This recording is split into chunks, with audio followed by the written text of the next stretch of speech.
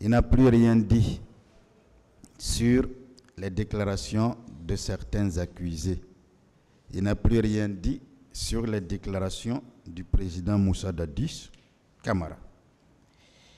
Nous sommes donc, la défense du président Dadis n'est donc pas surpris, car cela démontre encore, Monsieur le Président, Messieurs les assesseurs, que le ministère public est à court d'arguments. Il est tellement à court d'arguments qu'il est passé à côté de son sujet. De sorte que, même dans la présentation des faits, il a essayé parfois de faire une présentation totalement erronée. Je vous donne juste un exemple. Le ministère public a indiqué que le président Dadis a affirmé qu'aucun élément de Kalia n'est allé au stade. Le président Dadis n'a jamais dit cela. Voici ce qu'il a dit. Il a dit qu'il ne sait pas qui est allé au stade, mais il a été informé que le commandant Aboubakar Diakité, alias Toumba, et le colonel Moussa Tiebro Camara étaient allés au stade. C'est différent. Parce que dire qu'il a dit que des éléments de Kalia n'étaient pas allés au stade voudrait dire qu'il savait. Qu'il savait. C'est pour ça que nous revenons là-dessus avec toute notre énergie pour vous faire comprendre que cela est une façon de tronquer ou de trahir la réalité de ce qui a été dit ici. Aussi, nous allons indiquer les conclusions qui peuvent être tirées, Monsieur le Président, de ces réquisitions avant de les répondre, mais également de ces plaidoiries des avocats. On a tous compris, Monsieur le Président, que les avocats des partis civils et le ministère public convergent tous sur la requalification parce qu'ils savent avoir échoué dans la démonstration du bien fondé des chefs d'accusation qui ont saisi ce tribunal criminel. Ces chefs d'accusation, chacun les connaît. Il s'agit de meurtre et assassinat. Il s'agit de viol. Il s'agit de séquestration, enlèvement, torture. Il s'agit de vol à main armée. Il s'agit d'abstention délictueuse. Il s'agit de mise en danger de la vie d'autrui. En ce qui concerne le président Dadis, il s'agit de complicité de tous ces faits, à part l'abstention délictueuse et la mise en danger de la vie d'autrui, ce que nous avons d'ailleurs démonté. La piste de la complicité de meurtre et d'assassinat, d'enlèvement, de torture et de séquestration, de pillage et d'incendie, de magasins conteneurs et leur contenu, de vol à main armée, de crimes et délits commis à Kaléa, de mise en danger de la vie d'autrui et d'abstention délictueuse est donc à écarter. Cette piste est à écarter, Monsieur le Président, Messieurs les assesseurs, parce que tout simplement, comme nous l'avons dit, elle a été abandonnée par le poursuivant et épouse de circonstances la partie civile qui y ont, eux deux, renoncé. La piste de meurtre et d'assassinat, de torture et de séquestration, de viol, de pillage et d'incendie, de magasins, et ainsi de suite, contre les personnes poursuivies en tant que présumés auteurs, doit également être écarté, puisque, encore une fois, le ministère public a abandonné cette piste.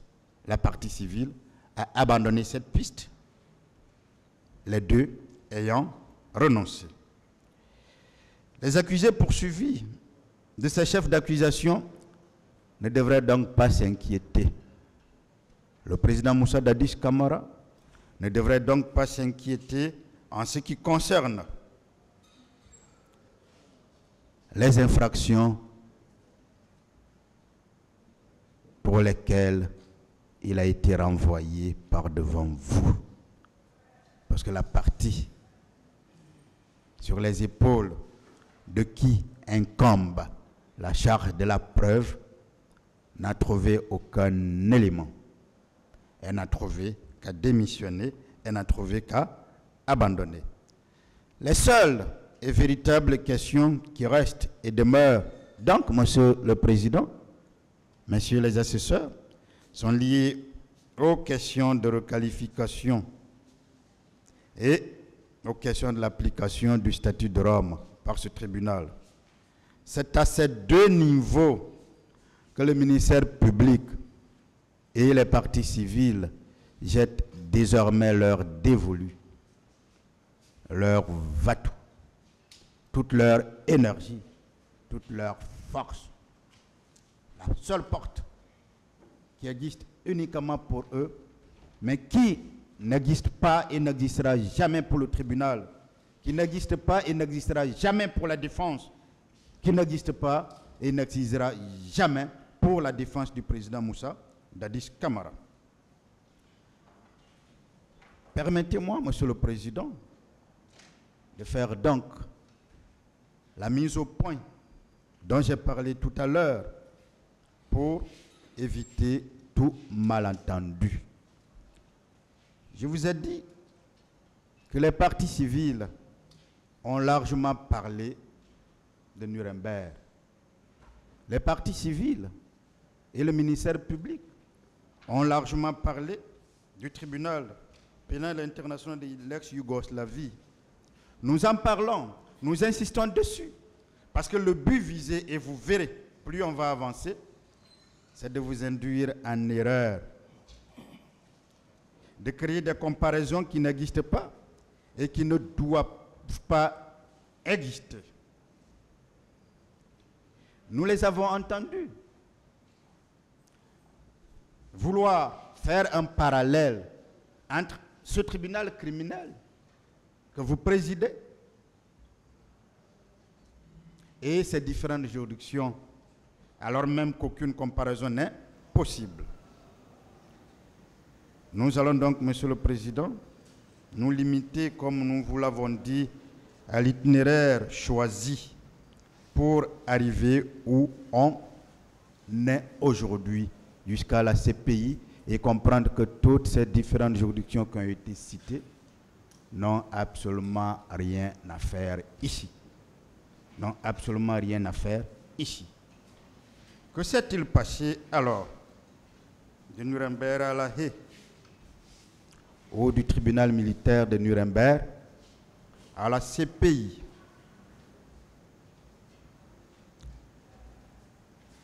Il y a eu, Monsieur le Président,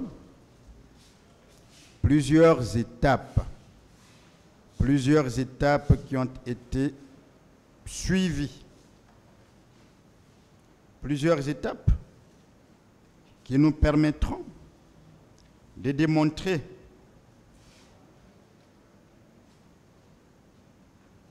que les décisions qu'on vous a fait lire ici, venant de ces juridictions, ne peuvent vous inspirer, ne peuvent être appliquées par vous. Nuremberg, Monsieur le Président, ça a été un procès fondateur, il faut le dire. Pour certains, ça a été d'ailleurs un échec fructueux. Pour d'autres, ça a été un moment du droit, ou un droit du moment. Mais ce qu'il faut retenir, c'est l'acte de naissance du droit international pénal, qu'il ne faut pas confondre au droit pénal international. Je vais répondre plus tard. Toute cette définition,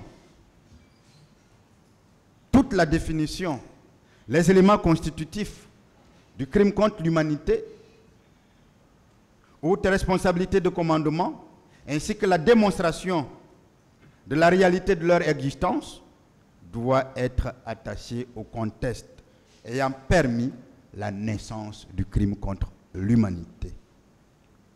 Dès lors, Monsieur le Président, que l'on veut s'en écarter, comme le parquet et les parties civiles le font, pour isoler le crime contre l'humanité en décidant de le démontrer, pour isoler la responsabilité de commandement en décidant de le démontrer, ils sortent ainsi du contexte, ils rentrent dans une aventure,